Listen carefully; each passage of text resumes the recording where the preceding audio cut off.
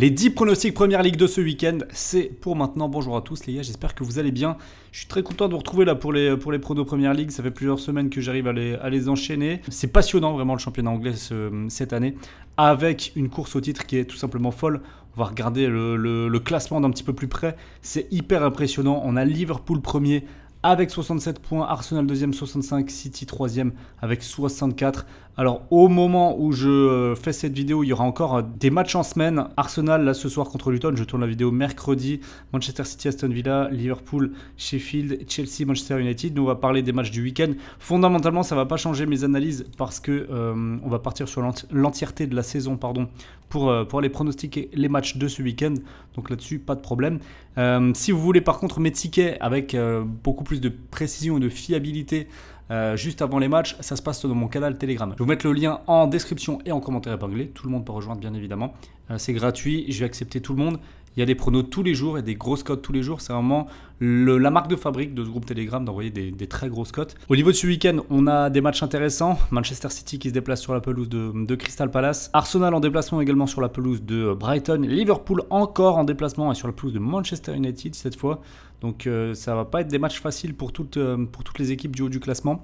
N'oubliez pas avant qu'on démarre juste de liker la vidéo, de vous abonner si vous êtes nouveau, si vous appréciez le contenu. Et nous on va tout de suite démarrer les analyses en commençant samedi à 13h30 par Crystal Palace contre Manchester City. A priori pas un match vraiment dangereux pour les Citizens étant donné que Crystal Palace, on le voit ici, c'est 16 points pris en 14 matchs à domicile. Donc l'une des pires équipes clairement à part Everton. C'est très faible. City à l'extérieur 29 points pris en 14 matchs, personne ne fait mieux à part Arsenal. Donc avantage City ici et je pense qu'ils vont s'imposer. Si on regarde de plus près les résultats de Manchester City à l'extérieur contre les équipes mal classées, eh bien c'est que des victoires. 2-1 contre Sheffield, 3-0 contre Burnley, 2-1 contre Luton, 3-1 contre Everton, 3-1 contre Brentford. Alors souvent en prenant quand même un petit but, mais la victoire elle arrive à chaque moment, d'autant plus que Crystal Palace à domicile contre les gros clubs, c'est 2-1, 1-0, 2-1 perdu contre Tottenham, Arsenal et Liverpool. Alors à chaque fois par un but d'écart, ça va sans doute pas être une balade de santé pour Manchester City, mais la victoire devrait intervenir. Un 2-1, 3-1 pour Manchester City, c'est intéressant. Si on regarde les cotes, on est sur du 1,31 pour la victoire de City, c'est assez faible étant donné qu'on est à l'extérieur et par rapport au stade que je vous ai dit, mine de rien, une victoire par plusieurs buts d'écart, c'est pas l'option la plus envisageable dans ce match-là. C'est coté à 1,84 ici par BetClick. Le but pour les deux équipes est à 1,83. Pourrait y avoir un prono intéressant ici qui donnerait un Manchester City gagne et les deux équipes marquent pour une cote à 2,95 au total.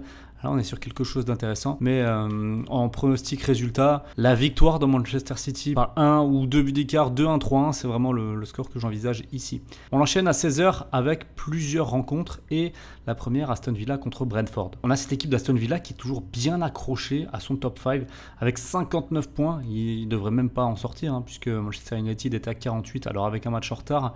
Mais Aston Villa tient vraiment le rythme. Ils avaient une période un petit peu plus compliquée. Mais là, on le voit quand même depuis le mois de février. Ça va beaucoup mieux avec seulement 2 défaites. Et à chaque fois à domicile, contre United et contre Tottenham. Mais ils vont pouvoir bénéficier d'une équipe de Brentford qui est en grande difficulté. Là, on voit sur les 8 derniers matchs ici, il y a une seule victoire. C'était à l'extérieur contre Wolverhampton. Mais au niveau de la forme, il y a peu d'équipes qui font pire quand même. Et Brentford se rapproche dangereusement de la zone de relégation. Donc attention. Alors si on regarde de plus près les derniers matchs, il n'y a vraiment pas eu de rencontre facile. Alors mis à part la défaite 2-1 sur la pelouse de Burnley, qui celle-ci est inquiétante. Ils jouent Manchester United, Arsenal, Chelsea, West Ham, Manchester City, Liverpool. Donc là, ils ont eu un calendrier dantesque Brentford et ils n'ont pas réussi à s'en sortir, mis à part des nuls contre United et Chelsea à domicile. Donc ça ne va pas forcément être une victoire facile pour Aston Villa, mais si on regarde le classement les résultats par rapport au classement, Aston Villa à domicile contre les équipes faibles, c'est fort. 3-1 contre Fulham, 3-1 contre Palace, 4-0 contre Everton, 4-2 contre Nottingham, 3-1 contre Luton, 3-2 contre Burnley et juste un partout contre Sheffield.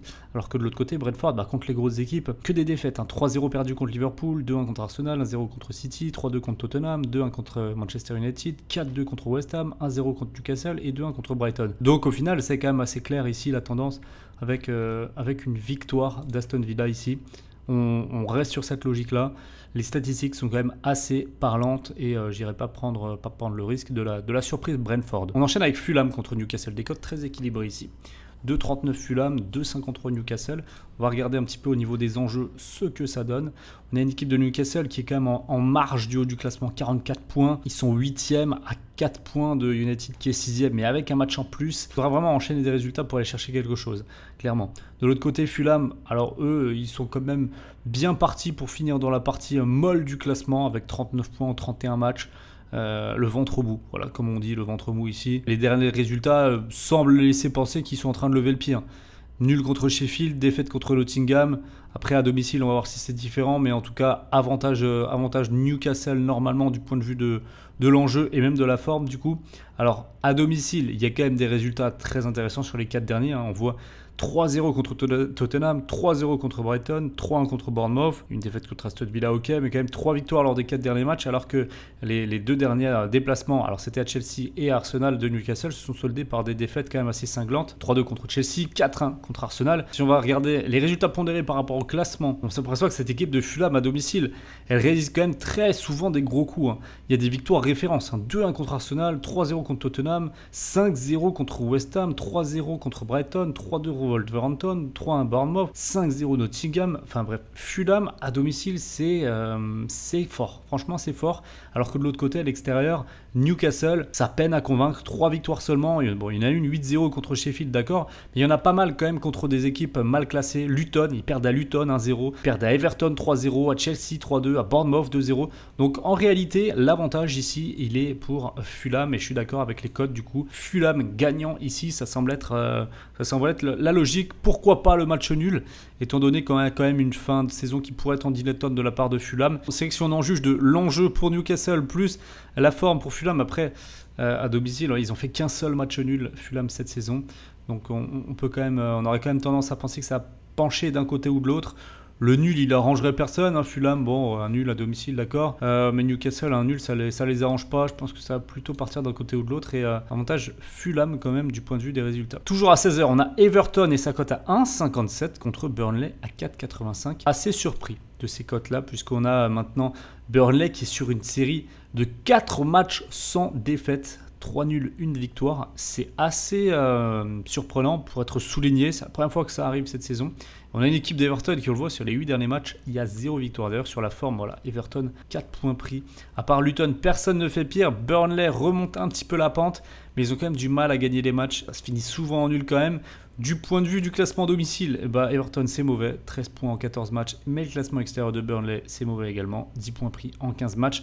Donc là, on est quand même sur une rencontre qui sent le match nul à plein nez. Il n'avancerait pas grand monde, si ce n'est peut-être plutôt Everton. Même si à la maison, je pense qu'il serait bien inspiré de s'imposer. Mais ici, là, on voit que les résultats sont très irréguliers, que ce soit à domicile pour Everton, à l'extérieur pour Burnley. Alors irrégulier, avec quand même une tendance très négative, mais je veux dire sur les résultats par rapport aux équipes mal classées, il y a autant des victoires 2-1 face à Luton, des nuls un partout face à Nottingham, que des défaites 3-0 contre Brentford et Palace pour Burnley. Donc on ne sait pas trop sur quel pied danser. De l'autre côté, Everton a plutôt bien réussi contre les équipes du bas du classement, mais c'était majoritairement à l'extérieur.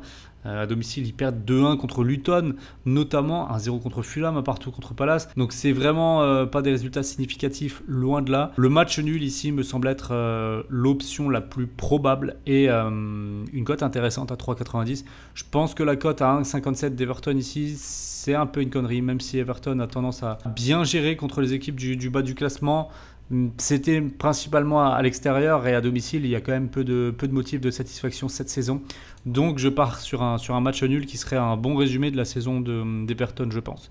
Donc la majorité des parieurs enfin l'immense même majorité des parieurs pour l'instant vont sur Everton. À 1,57, je pense que c'est pas une bonne option, pas du tout. On continue avec Luton contre Bournemouth. 3,05 pour Luton, 2,02 pour Bournemouth. À Bournemouth qui est sur une série très très intéressante là, de 5 matchs sans défaite avec surtout 4 victoires. Après, on va pondérer, c'était Palace, Everton, Luton, Sheffield et Burnley. Donc là vraiment, Bournemouth, ils ont chopé toutes les pires équipes de Premier League au même moment.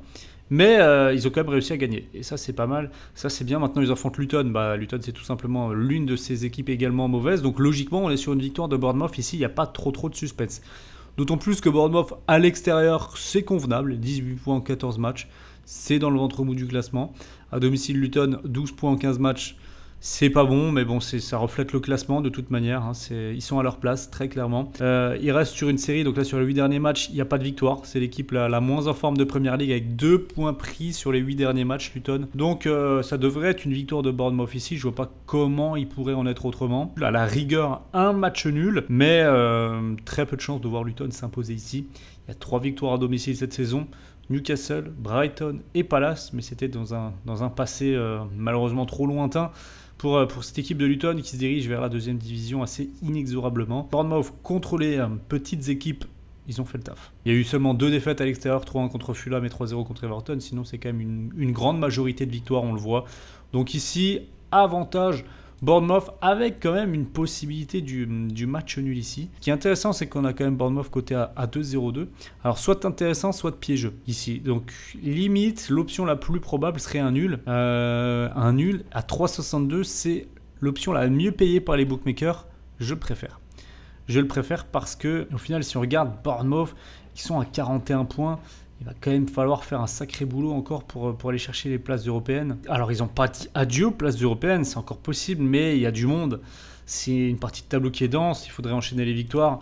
Non, ici, je vais rester sur mon nul à 3,62. Ça, en termes de risque-récompense, ça me semble le plus intéressant sur ce match ici. On continue avec le dernier match de 16h et Wolverhampton qui affronte West Ham. Un match équilibré comme en témoignent les cotes, 2,28 pour les Loups, 2,73 pour les Hammers.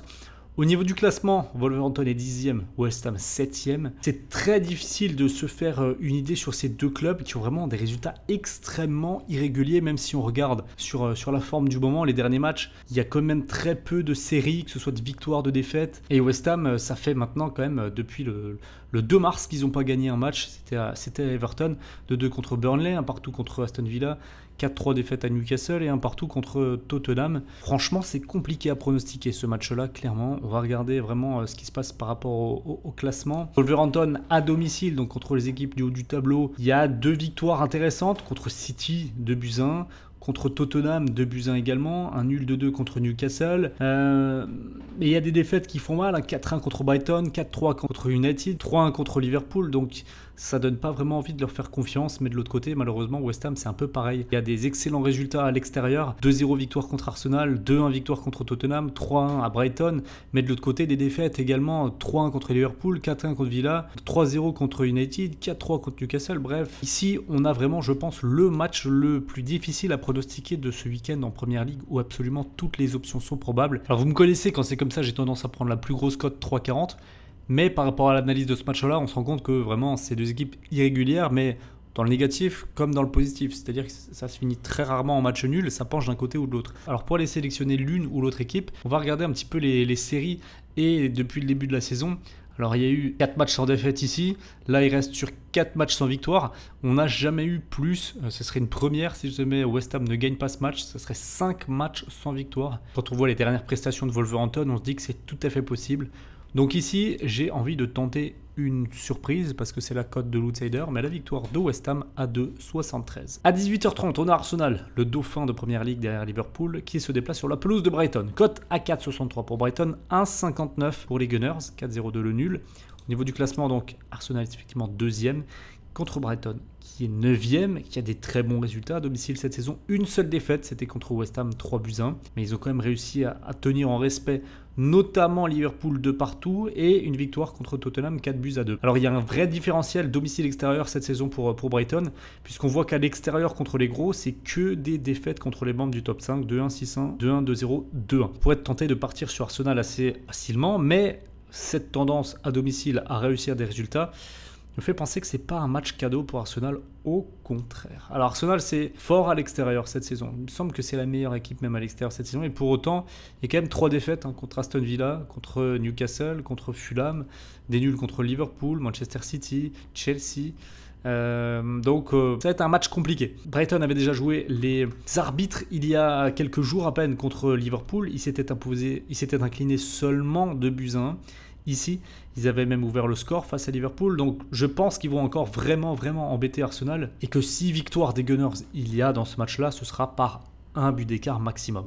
D'autant plus que la semaine prochaine, Arsenal joue contre le Bayern Munich en Ligue des Champions, Donc ça fait quand même beaucoup de choses ici. Si je devais retenir un pronostic, je pense que ce serait vraiment en écart de but. Un handicap en faveur de Brighton. On a Brighton ne perd pas beaucoup de buts. Bon, c'est 1,42. Vous allez me dire, ça là c'est vraiment mal coté pour le coup. Donc finalement pas top ce pronostic là. C'est ce que je pense, mais c'est mal coté. En termes de résultats, je vais prioriser la fin de saison d'Arsenal et je vais leur donner une victoire ici. Je pense que ça va être leur objectif principal.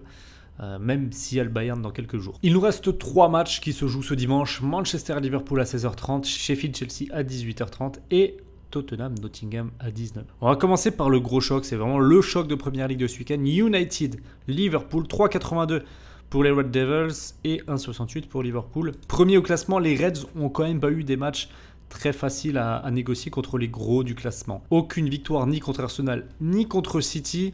Une défaite à Tottenham également, un nul de 2 à Brighton. Dans la zone de Manchester United au niveau du classement, il y a danger. D'ailleurs, au match aller, il y avait eu 0-0 à domicile. Donc, méfiance pour Liverpool qui pourrait perdre des points ici. À domicile, United, c'est quand même pas fameux. Il y a 1, 2, 3, 4 défaites, un nul. Et principalement, les victoires, c'était contre les équipes de bas du classement ici. Sinon, il y a eu 3-0 contre West Ham, 3-2 contre Aston Villa. Mais, par exemple, contre City dans le derby, c'est défaite 3-0. Contre Liverpool, donc je l'ai dit, il y avait eu 0-0 au match aller. Ici, le nul est une vraie possibilité, je pense. Je ne vois pas Liverpool perdre. Mais on voit qu'il y a quand même pas mal de matchs nuls cette saison. Surtout au début de saison. Ensuite, c'était plus trop le cas. Du 26 décembre là, au 2 mars. Il y a eu ce nul un partout contre Manchester City. Pourrait bien y en avoir un nouveau contre Manchester. Regardez les cotes, et ici c'est quand même à 4,10 le nul. C'est encore une fois l'option la plus élevée. J'ai envie de la prendre. Ça rabattrait encore les cartes sur la fin de saison en championnat. Je pense que c'est encore une fois le meilleur rapport entre le risque et la récompense. On passe à Sheffield contre Chelsea. La saison de Sheffield, c'est quelque chose quand même. Ils avaient très mal débuté. On voit ici qu'ils ont dû attendre le 4 novembre pour avoir leur première victoire. Depuis, il y en a eu quelques-unes contre Brentford, contre Luton. Là, il y a 2 matchs sans défaite avec Bournemouth et Fulham. Mais Chelsea va mieux. En ce moment, ils ont plus perdu depuis le 4 février en championnat. Et même s'il y a eu des contre-performances, 2-2 contre Brentford, 2-2 contre Burnley, dû à une défense qui n'est pas assez solide, il y a quand même des résultats à l'extérieur contre les équipes du bas du classement qui sont plutôt favorables. 2-0 contre Fulham, 3-1 contre Palace, 3-2 contre Luton, 4-1 contre Burnley. Logiquement, Sheffield, il les tape. Il y a eu des défaites vraiment humiliantes pour Sheffield dans leur stade. 6-0 contre Arsenal, 5-0 contre Aston Villa, 8-0 contre Newcastle, 5-0 contre Brighton. Non, vraiment, ici, Chelsea devrait s'imposer. La cote est faible à 1,37. Je ne vous conseille pas vraiment de miser dessus. Plutôt peut-être aller chercher un buteur. Bon, on n'a pas encore les cotes, mais un buteur, Cole Palmer, Jackson, Mudryk, on va voir, ça dépend qui est titulaire. Et ici, aucune excuse pour Chelsea qui devrait pouvoir s'imposer. On va terminer cette journée de Première Ligue à Tottenham qui joue contre Nottingham. Nottingham à l'extérieur, normalement, ça n'opposera pas trop de résistance contre Tottenham. On regarde les résultats. 3-0 perdu contre Liverpool, 2-1, 2-0, 4-2, 3-2, 3-2, donc contre les 7 premiers du classement, que des défaites à l'extérieur et Tottenham est 5e. Toutes des défaites en prenant toujours au minimum de buts et souvent 3-4. Donc ici, avantage large à Tottenham. On regarde leurs résultats à domicile contre les équipes du bas du classement, donc à partir de la 13e place et Fulham, que des victoires, 2-0, 3-1, 3-2, 2-1, 2-1, 2-1, donc ici très clairement victoire de Tottenham. Et on peut même aller sur un match avec des buts, le plus de 2,5 est coté à 1,35. Tottenham est plus de 2,5 buts, ça paraît être ici un pronostic intéressant. Mais bref, vous aurez tous mes tickets dans mon canal Telegram pour ce week-end. N'hésitez pas à le rejoindre, ceux qui ne l'ont pas encore fait, foncez, c'est rapide, c'est gratuit, je vais tous vous accepter. Et surtout, abonnez-vous bien puisque dans quelques jours, ce week-end, je vais vous sortir la vidéo pronostic des matchs de Ligue des Champions de la semaine prochaine. Ça va être un sacré régal. Donc foncez tout de suite pour vous abonner à mon canal Telegram. Donc mettez bien la petite cloche également pour ne pas rater cette vidéo. Et moi, je vous souhaite à toutes et à tous un excellent week-end en espérant vous retrouver très bientôt pour de prochaines vidéos. Allez, à très vite, bye bye.